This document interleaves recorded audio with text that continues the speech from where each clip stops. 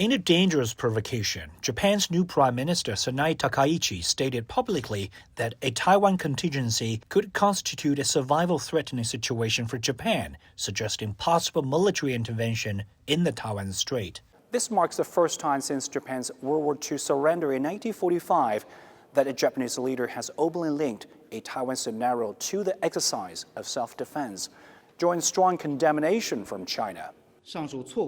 Such erroneous words and deeds seriously violate the One China principle, run counter to the spirit of the four political documents between China and Japan, and the basic norms governing international relations, grossly interfere in China's internal affairs, challenge China's core interest, and undermine China's sovereignty.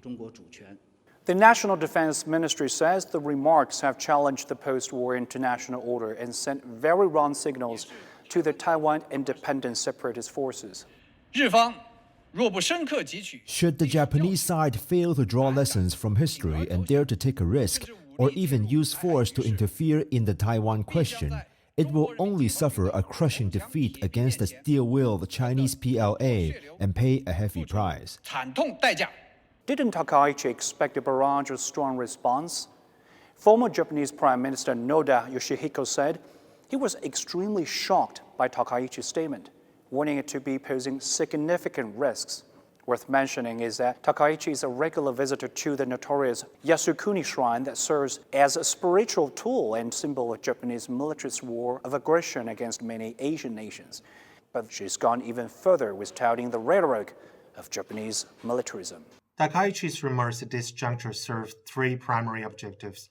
First, demonstrate an extreme hardline stance of pro-Taiwan and anti-China, continuing to court and incite Japan's right-wing populists, amplifying domestic anti-China sentiment.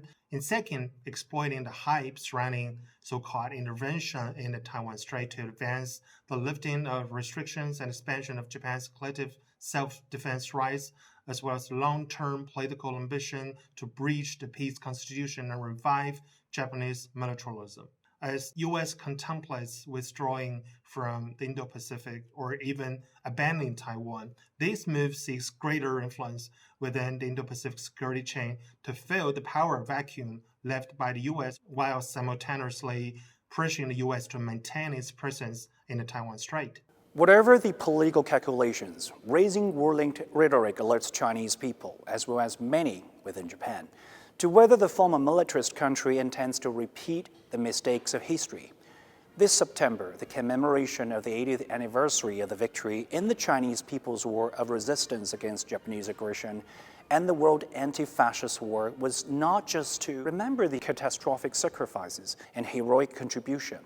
It was also to oppose attempts to distort historical facts and urge Japan to reflect on its wartime past with sincere attitude.